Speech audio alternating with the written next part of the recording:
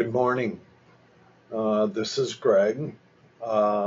It is February 20th of 2025, um, Thursday, and still, still waiting for liver transplant, and um, I have, you know, some optimism at this point. Regarding candidates that are applying, and that's a good thing. That's a very good thing. Uh, if I sat around and did nothing, um, it could take a year or longer, and there are no guarantees what my condition might be medically. If I would wait for my number to come up. Um,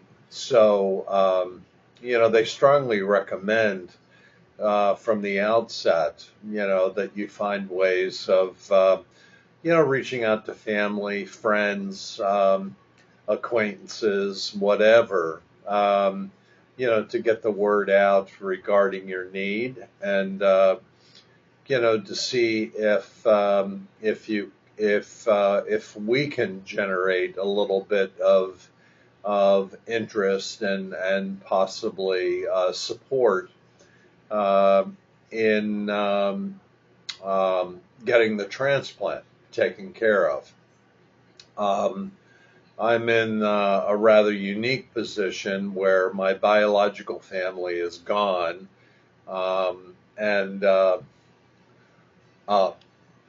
I'm sure I have some biological family out there, maybe some cousins or something that I'm not aware of. Considering my parents divorced when I was very young, and I had no contact with my father's side of the family. So there could indeed be people out there, but I'm um, I'm feeling more confident that I'm most likely, going to find success in reaching out to somebody that I don't know, or someone that is not related by biology and blood, but just has a really good heart and happens to share all of the necessary factors in order to be a donor for me. Um, so, how am I doing? Still having trouble sleeping. Um, you know, I I'm able to get maybe 4 or 5 hours of sleep, and then catching cat naps here and there. I haven't had a full night's sleep uh, in probably more than a year. Um, and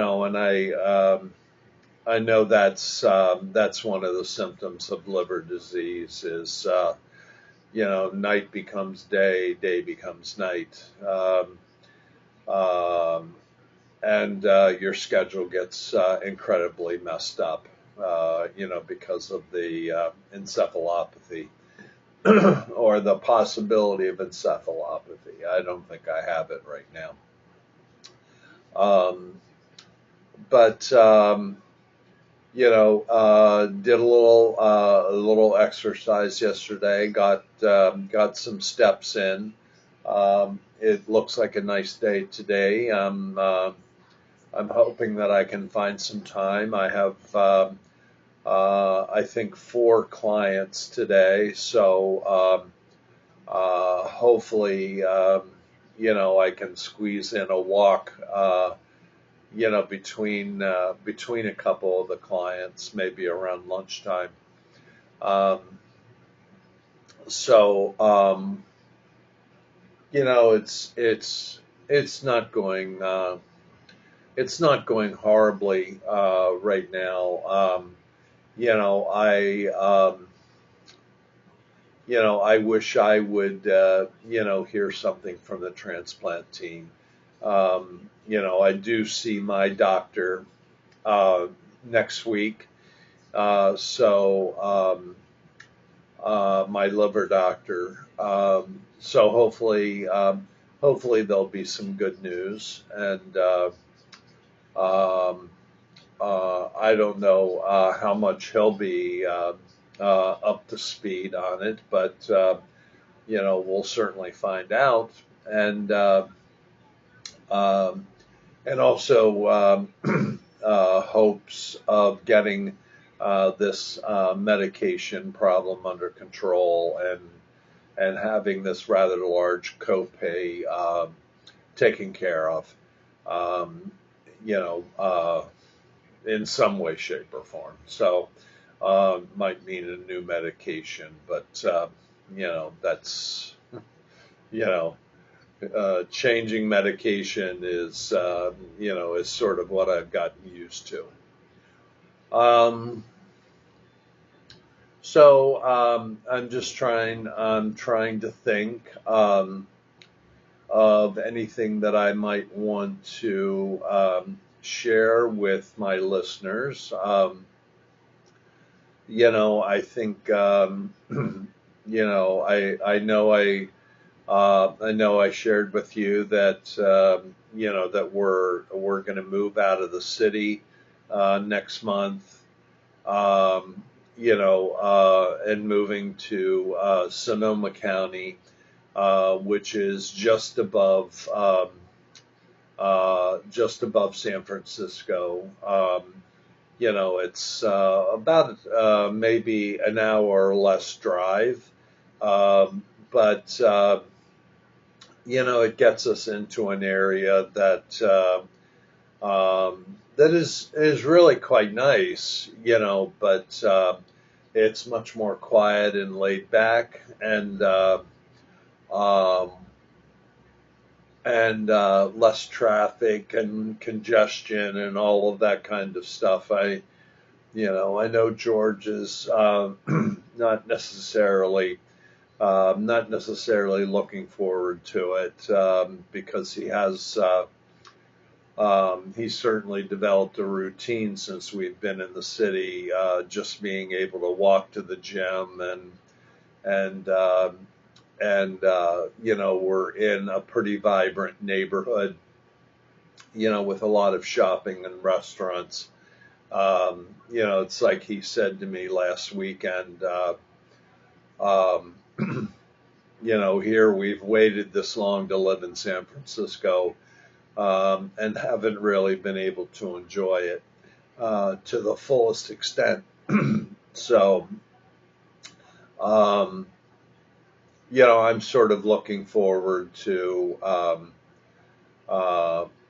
being outside of the city, because it will be easier for me to walk and get around, and I won't have the constant hills to contend with, and I think I can probably walk a little further, because I'm not going up and down a hill. Um, so, uh, so that should be good.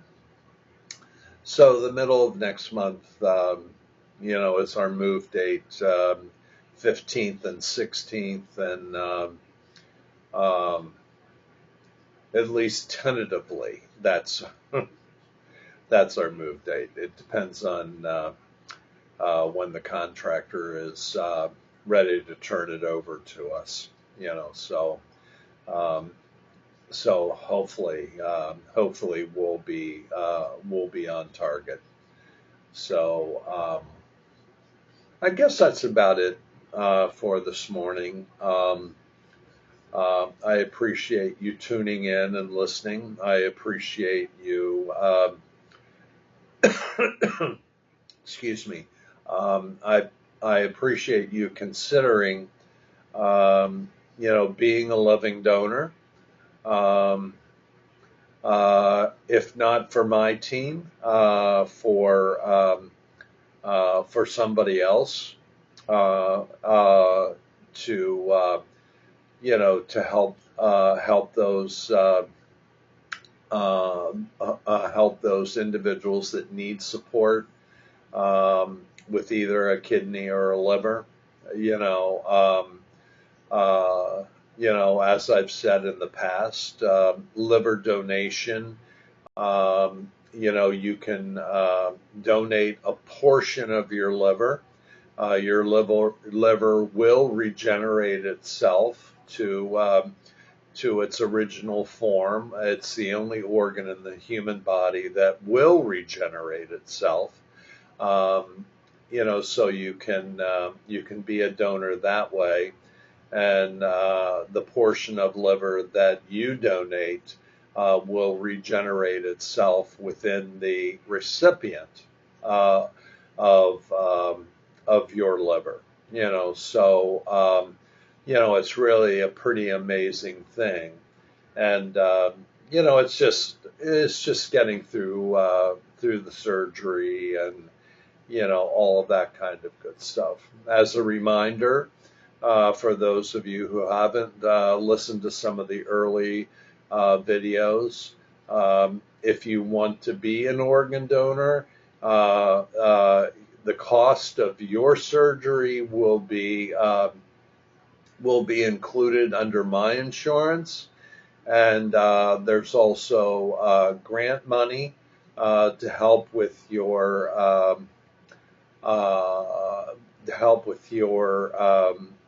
travel expenses and living expenses while you're in San Francisco.